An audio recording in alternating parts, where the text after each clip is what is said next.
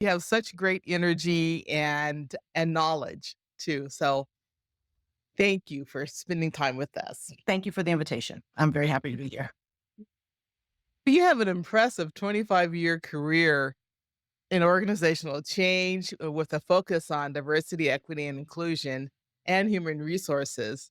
I always feel that it takes a very special person to work in human resources. So, what inspired you to focus on HR and human resources in your career? I got into human resources actually as my second career. I started out as a teacher and I moved into human resources from a very altruistic place, right? From this place of wanting to help employees in the workforce live their best, fullest lives and making sure that the organizations were honoring people. And so that's what got me into human resources. And one of the things I discovered after I got into human resources from this very altruistic space was that as much as I think most HR people go into it for similar reasons, when we get there, we realize it's still a business, right? And it's figuring out how to help employees make the most of their time at work and helping organizations stay in compliance. And it didn't turn out quite the way I expected because I was thinking I'm just going to get to go and help everybody be happy. And it doesn't always work out that way.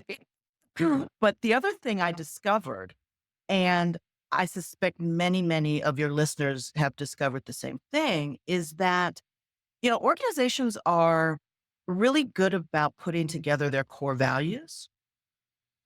They're not as good at living those core values. And so what I have really spent most of my time on in the HR space and the people and culture space is helping organizations turn those stated values into lived values so that the day-to-day lived reality of people is in alignment with what those organizations have said is important.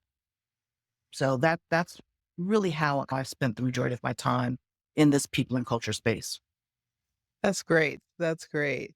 And has there been any pivotal moments in your work that okay, this is really how I'm going to approach this? Because HR professionals oftentimes get a really, really bad rap within organizations.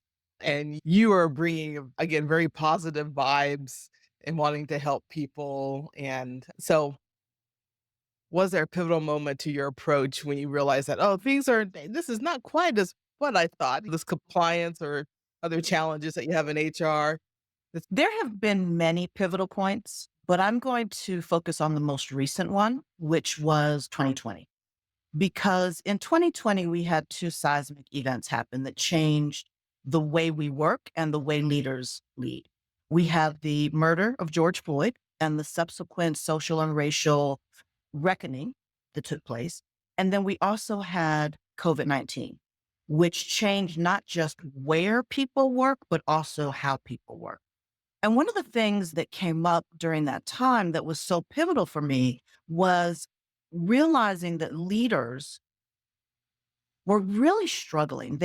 Those two things had leaders unmoored, uncertain, and really unprepared to lead through those two seismic events. And they couldn't figure out one, they didn't have internal structures to gird them, really, right? And to really help them figure out who as a leader they needed to be and how to be the leader they wanted to be. But there also weren't any external structures within the larger organization for them to lean on.